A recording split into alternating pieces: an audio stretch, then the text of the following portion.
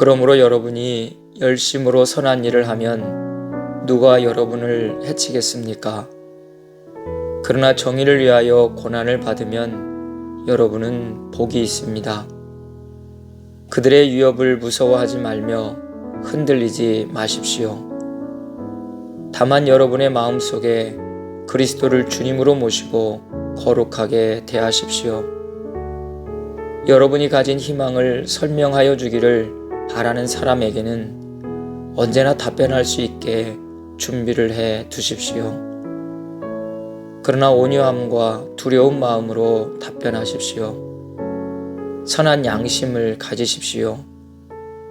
그리하면 그리스도 안에서 행하는 여러분의 선한 행실을 욕하는 사람들이 여러분을 헐뜯는 그 일로 부끄러움을 당하게 될 것입니다.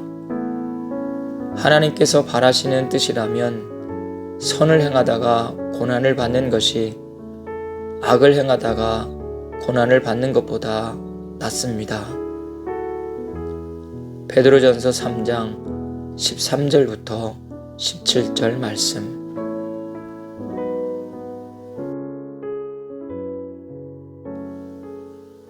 소망의 이유.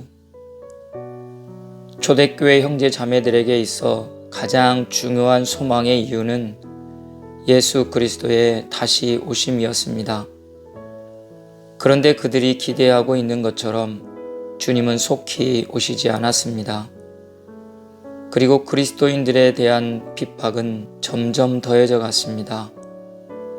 사회적으로 그리스도인으로서 득볼 만한 까닭이 하나도 없는데도 불구하고 그리스도인으로 살아가는 일은 영적으로 다른 사람이 경험하지 못한 확실한 소망의 이유 없이는 불가능합니다.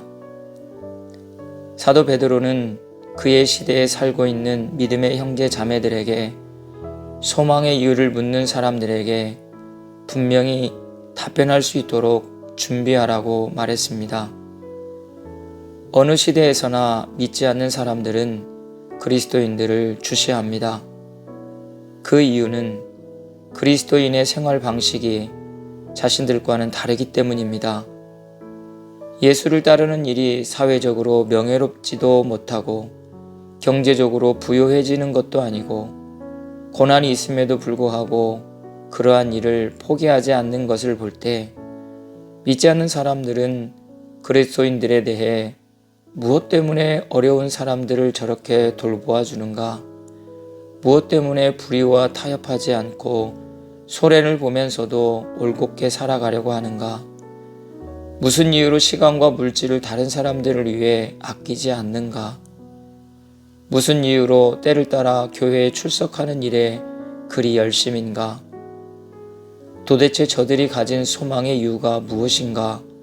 라는 의문을 갖게 됩니다. 그리스도인들이 열등하게 살아갈 때보다 주님을 진지하게 따를 때 그 시대 사람들은 그리스도인들의 소망의 이유에 대해 관심이 더 큽니다. 그리스도인들의 소망의 이유는 그 시대 사람들이 가진 사회적 통념을 넘어서는 것이 되어야 합니다. 그리스도인들이 자기 시대에서 진정 하나님 나라의 그의 의를 진지하게 추구해 갈 때 믿지 않는 사람들은 그리스도인들의 소망의 이유를 묻게 됩니다.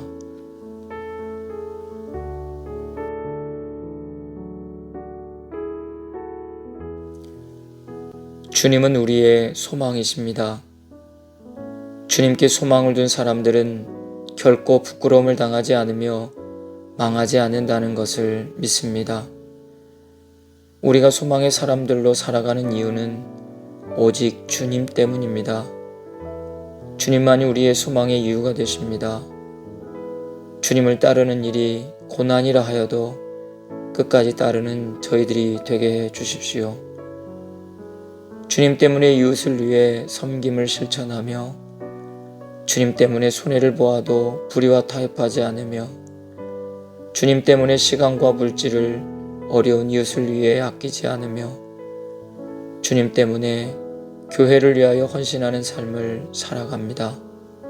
주님, 소망 중에 주님을 더욱 붙드는 우리가 되게 해 주십시오.